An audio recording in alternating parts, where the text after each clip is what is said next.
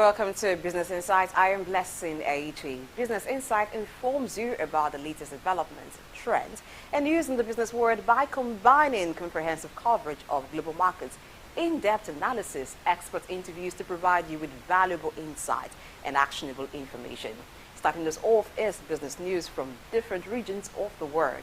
Our first story comes from Nigeria, where the Central Bank of Nigeria, CBN, has granted permission to international oil companies, IOCs, to resume the sale of US dollars to banks. The decision is aimed at injecting liquidity into the investors and exporters I&E foreign exchange markets. The move follows the lifting of restrictions that prevented IOCs from sending dollars to dealing member banks. The lifting of restrictions is expected to bring additional liquidity into the investors and exporters window and help address the existing backlog of US dollar demand in the market. Now, this development is seen as a positive step in easing the pressure on the Naira, which had experienced a significant devaluation following the flotation of the currency. Under the leadership of acting Governor Falushodun Shonubi, the CBN has embarked on a comprehensive monetary policy overhaul with a focus on boosting dollar supply to support the Naira and stabilize the foreign exchange market and reversing previous policies. These efforts have already shown positive results, with the Naira gaining 1.2% in the I&E window and a 20% increase resulting to $89.37 million in foreign exchange turnover, signaling progress in addressing foreign exchange challenges and promoting market stability, thus laying the groundwork for a more robust economic environment in Nigeria. Still in Nigeria, residents of rural areas are set to benefit from increased access to a wide range of products and services as the country's e-commerce market expands its reach. With the rapid growth of online platforms, rural communities will no longer be overlooked by traditional retailers, providing them with greater convenience and choice. Jumia, a pan-African e-commerce platform, focuses on Nigeria's rural markets in a bid to increase market penetration and profitability, with Nigeria's youthful population and significant number of people residing in rural areas. The company aims to address the limited access to a wide range of products and services in these underserved regions. The company recognizes the growing demand for accessible and affordable online services, reflecting evolving consumer preferences and lifestyle changes in Nigeria. Jumia's chief executive, Massimiliano Spalazzi, emphasizes the company's commitment to driving economic growth and improving lives by expanding e-commerce to secondary cities and rural areas, revolutionizing shopping, empowering SMEs, and creating job opportunities. The rise of e-commerce in Africa has made it easier for rural consumers to access previously unavailable products. Although the move to deepen the rural market may not have an immediate transformative impact on Jumia's financials, it holds promise to boost average orders and gross merchandise value. And now, looking broadly into Africa, following the lead of Zimbabwe and other African nations, Zambia has announced plans to regulate the sale of carbon credits and claim a portion of the proceeds for its own financial benefits. The primary concern in this market is revenue sharing, according to Collins Nzovu, the Minister of Green Economy and Environment. Nzovu expressed Zambia's contentment with the 50% share negotiations for revenue sharing agreements, which will likely be conducted on a case-by-case basis. In a similar move, Zimbabwe declared in May that it would invalidate previous agreements between carbon credit program developers and local authorities, directing 50% of the revenue to the national treasury and allocating an additional 20% to local investors.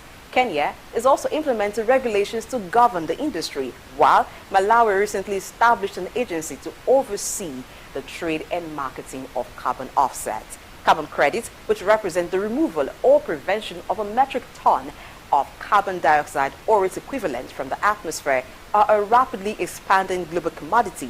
These credits are purchased by greenhouse gas producers to compensate for their emissions as countries worldwide tighten legislation to combat global warming. In the global scene, Threads, the newly launched app by Mark Zuckerberg's Meta, is posing a significant threat to Twitter's position as the dominant platform for online discussions. Despite a strong debut, gaining 10 million users in 100 countries within 7 hours, the throne in Twitter is no easy task, as Twitter currently boasts a significantly larger user base with 238 million monetizable daily active users recorded just before Musk takeover. These users have built extensive networks of followers and connections that they may be reluctant to abandon. Furthermore, Twitter offers features that give it an edge. For instance, Threads does not yet support hashtags, a crucial tool for organizing information and catalyzing social movements. Additionally, Twitter's audio chatting tool, Spaces, adds an element of liveliness that Threads, despite its energetic launch, is yet to replicate. While Meta's Threads has shown immense potential, users may be hesitant to switch from Twitter due to their established followings and connections. Nevertheless, users might express concern about lack of control over Threads feed, a factor that could influence their platform preferences. After 7 months under Elon Musk's leadership, Twitter now faces the possibility of losing its position as the internet's primary hub for discussions and trending topics. Now, this emerging competition highlights the dynamic nature of the social media industry, where platforms must now continuously adapt to meet the evolving needs and preferences of their users. Turning now to the Middle East, Saudi Arabia is making a significant stride in expanding its presence in the global sports industry, aiming to reshape its image and diversify its economy beyond oil. The kingdom plans to launch a multi-billion-dollar investment company as part of its sovereign wealth fund, the $650 billion Public Investment Fund, PIF. This move reflects Riyadh's ambition to establish a strong foothold in football, golf, tennis, and other sports. The PIF has been actively investing in the sports sector in recent years, leveraging its financial might to make strategic acquisitions and investment. Capitalizing on the disruption caused by the pandemic, the fund has been able to make significant inroads. However, these efforts have faced criticism due to concerns over Saudi Arabia's human rights record and accusations of sport washing. The PIF's involvement in sports extends beyond financial investment. The fund has created its own golf circuit, LIV, and acquired Newcastle United, an English football club. Furthermore, discussions have taken place with the men's ATP tennis tour regarding potential partnerships and investment. This move showcased the PIF's strategy of centralizing sectors and creating national champions to oversee investments, attract tourism, and drive growth. Moving out to market trend in the African market, starting with the Nigerian Stock Exchange on Wednesday, July 6, 2023, it recorded an all-share index of 61,523.57, reflecting a total of 846 million shares traded in 9,815 transactions, which was worth about 10.3 billion naira. The overall market capitalization of the NGX is currently around 33.5 trillion naira. A total of 121 different stocks were involved in trading session. 42 of them gained value, while 31 stocks lost value. Len Africa showed the highest increase in share price with a gain of 9.97%, closing at 3 naira 20 kobo per share. Golden Guinea Breweries had 9.95% increase, Chelams 9.77%, and John Holt's 9.62%, all experienced significant gains. On the other hand, Ikeja Hotel had the biggest decrease in share price, falling by 21.52% to 3 naira 10 kobo per share. NEM Insurance Company, Lasaco Assurance, and Mutual Benefit Assurance all had a decrease of 10% in their share prices. Talking about the most actively traded stocks, it was First Bank of Nigeria Holdings with a trading volume of 89.2 million shares, followed by Transcorp Nigeria 89.2 million, Access Holdings 85.9 million, and FCMB Group 85 million. Moving now to South Africa, at the end of trading session on the Johannesburg Stock Exchange, JSE, it witnessed a total of 187 million shares traded in 195,348 deals, resulting in a total market value of 12 billion rands, with a market capitalization of 18.9 trillion rands. Also, in the Malawi Stock Exchange MSC, it closed with an all-share index of 108,517.38. A total of 3 million shares were traded, valued at 118 million kwacha, a 25% in share trade volume. However, the total value of shares traded declined by 30%, and market capitalization is 5.85 trillion kwacha, representing the total value of all listed companies on the exchange. And now we'll move to the U.S. market, where the Dow Jones Industrial Average, DJIA, represents a group of 30 big companies in the U.S., it closed on July 6, 2023 at 34,291.90 points. It went down a bit by 126.57 points, which is a decrease of 0.37%, indicating a slight decline in the overall value of the Dow Jones. Let's now talk about the Russell 2000 Index, which represents a group of 2,000 smaller publicly traded companies in the United States. Now, on July 6, 2023, the Russell 2000 Index closed at 1,894.70 points. It went down by 16.4%, which is a decrease of 0.86%, revealing a slight decline in the overall value of the Russell 2000 Index. Talking about top gainers, Boeing Co., a prominent company in the aerospace industry known for manufacturing commercial airplanes, defense systems, and providing related services, experienced an increase of 1.45% and is currently priced at $214 per share. Also, Walgreens Books, a popular pharmacy chain that operates numerous retail pharmacies and provides various health and wellness products, had a stock increase by 0.92% and currently priced at $29.29 per share. Moving to Europe, the FTSE 100 Index represents the top 100 companies in Great Britain. It closed trade at 7,442.10 points. It went down by 77.62 points, which is a decrease of 1.03%. This indicates a slight decline in the overall value of the FTSE 100 Index. For the DAX Index, which represents the top 30 companies in Germany, on July 6, 2023, the DAX closed at 15,937.58 points. It went down by 101.59 points, which is a decrease of 0.63%, showing a decline in the overall value of the DAX index. Adidas, a company in the sports apparel and footwear industry, experienced a boost in the stock value, currently priced at $178.30, indicating a slight increase of 0.17%, showing a positive trend in its value. BAE Systems, a company in defense, security, and aerospace industry stock, is currently priced at $9.09. It experienced a slight increase of 0.73%, which indicates a positive trend in its value. Moving now to commodities markets, the price of gold is currently at $1,908.70 per troy ounce. Also, the price of silver is currently at $22.67 per troy ounce. Brent crude oil is currently selling at $76.42 per barrel.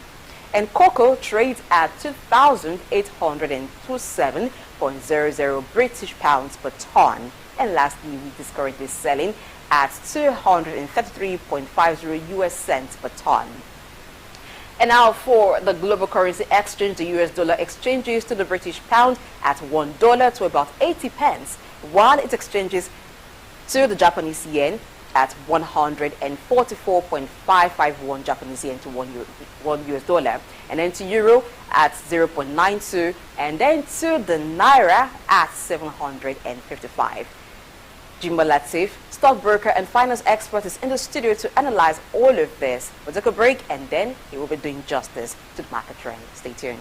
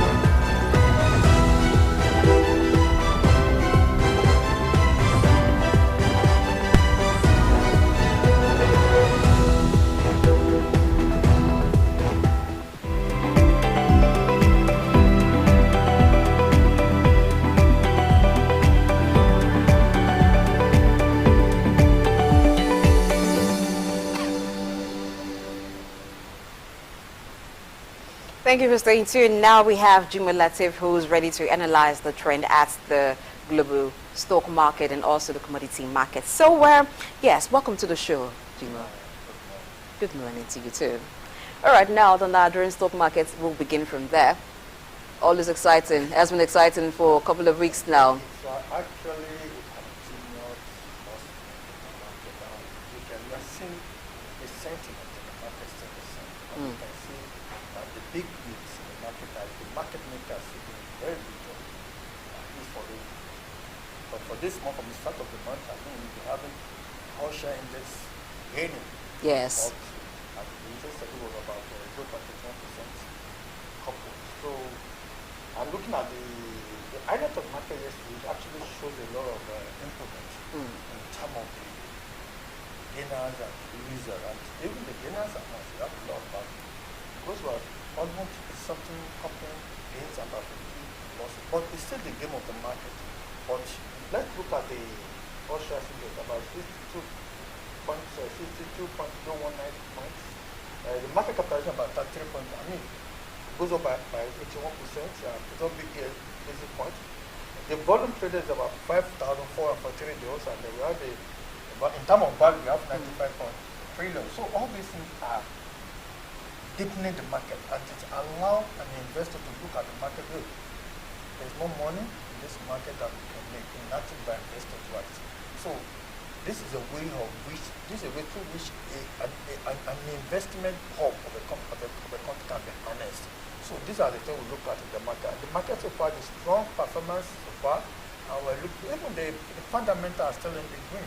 So everybody's like, can we have this, which is a good direction for the investor and person. And looking at the sectorial analysis, let's look at the, in terms of the banking index.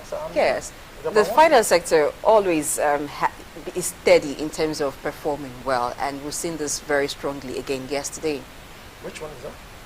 The finance sector. The finance sector is always, because if you look at the top gainers, yesterday was UBN, Unity Bank, Fidelity, and although we have Jais Bank being the loser on the long run in the finance or banking sector market. And from the consumer goods index, which actually hung by 22 BPS basis points, and we have the NASCOM, Dangote Sugar, PZ, Oni, making a fantastic move in that direction.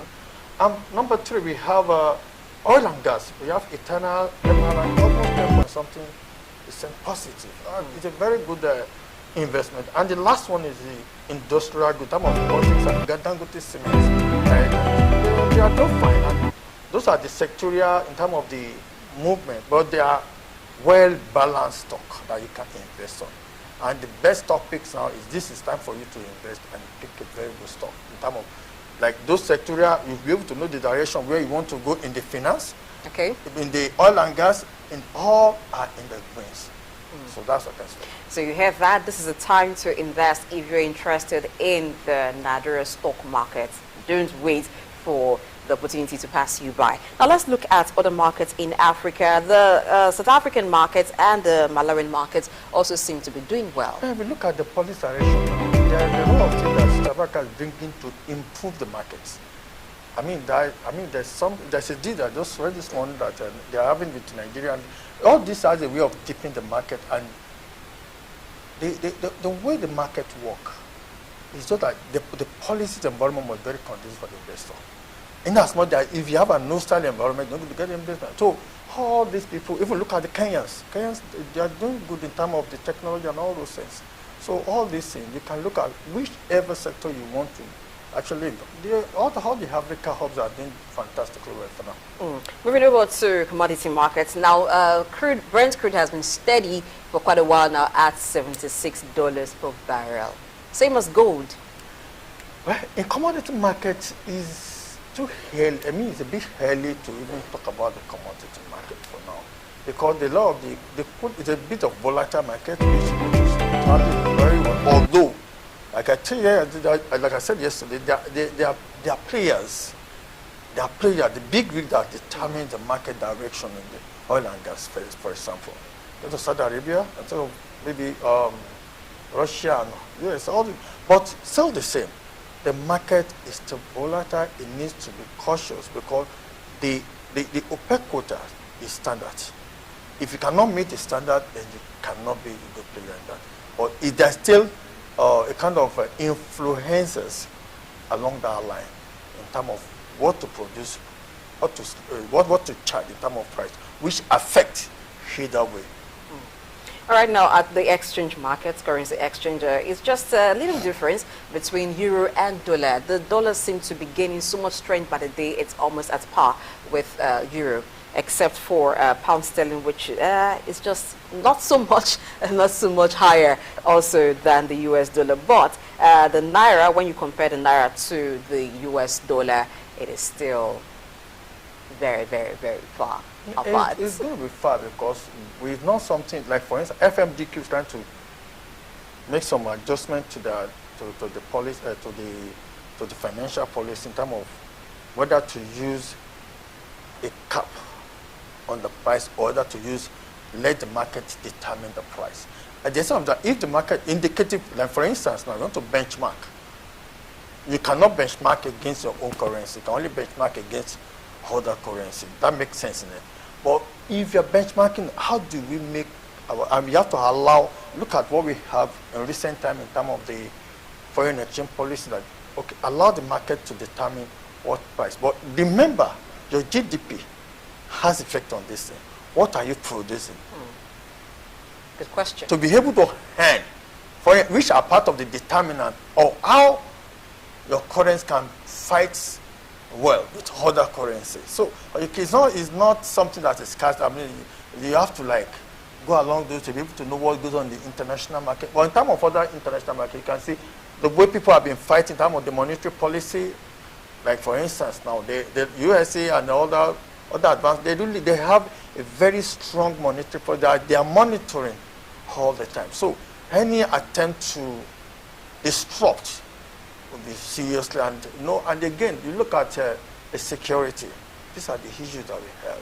So the security is part of the thing that affects, because all things that we need to like harness to be able to create a value for ourselves and all that. Thank you very much, and that's a wrap on this segment. We're going to a quick break and then we'll begin to look at the reviewed executive orders, particularly as it concerns the Finance Act 2023. Let's look at the implications for Nigerian business environment. That will be after this break. Just stay tuned.